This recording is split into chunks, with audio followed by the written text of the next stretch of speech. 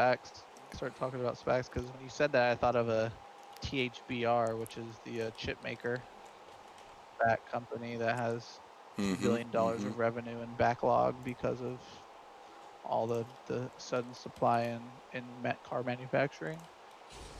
So yeah, I Yep, mean, yep, so obviously lately SPACs have absolutely. been getting destroyed, and there's a lot of SPACs that I honestly love in my heart of hearts, and it's unfortunate to see them being sold off, even though I still think they're great companies.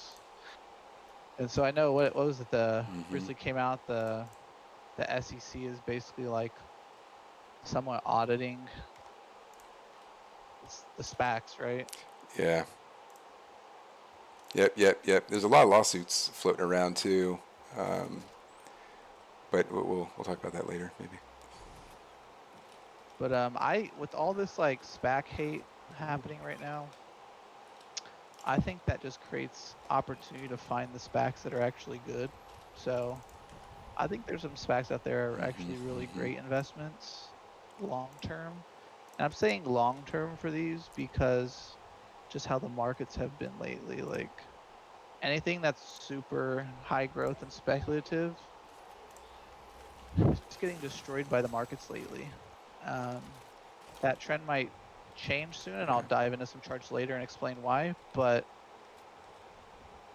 And it's partly because of this regulation that's happening, and the government has basically stopped all SPAC transactions that were happening. They're like, we're stopping everything. So Right. I can't remember the chart. I think, let me look. I have the chart up right here. In March, there were 109 SPACs that were trying to go public, and then in April it went down to 10 because of the regulation that happened. And so, Yeah, yeah. yeah, And for plus there was an sure, over it was too demand. many, I think there were 100%. there.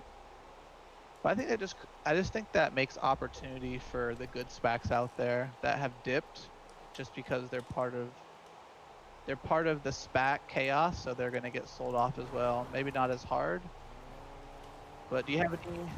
Right. Yeah, You have a yeah, couple of them on there. You got PaySafe, Silver Spike, Thunderbridge, Vector, Virgin Galactic's yeah, really interesting, considering Kathy Wood and a couple others have sold off. yeah. He Chamath, I sold off think some you of his mentioned as well. position. I think out of all of it, actually. But So some of the SPACs I really like that yeah, I think my favorite SPAC out of all is SSPK. So yep. they Silver are Spike weed acquisition. maps, Yep, yep. and I love this because of the legalization of marijuana that's kind of being pushed around so much. So weed maps, or somebody in here, just a heads up. Weed maps is the Yep. leader in marijuana delivery, essentially, in the U.S. And they've kind of created a platform for businesses to use to both they make a ton of money on advertisement, but also as a marketplace for businesses products to be found on. And so they had some crazy stats. Like I have to find the charts and bring it up later, but kind of like their return On rates of SSPK. users, like how active their users are on a monthly basis. um So I don't know, with I can't remember how many states. I think it's like 13 states or something have it legalized, but I think over the next 4 years, Yep, yep. you know, another 20-30%, Look it up. if not more than that, are going to legalize marijuana. And so I think this is a great play, as their Right.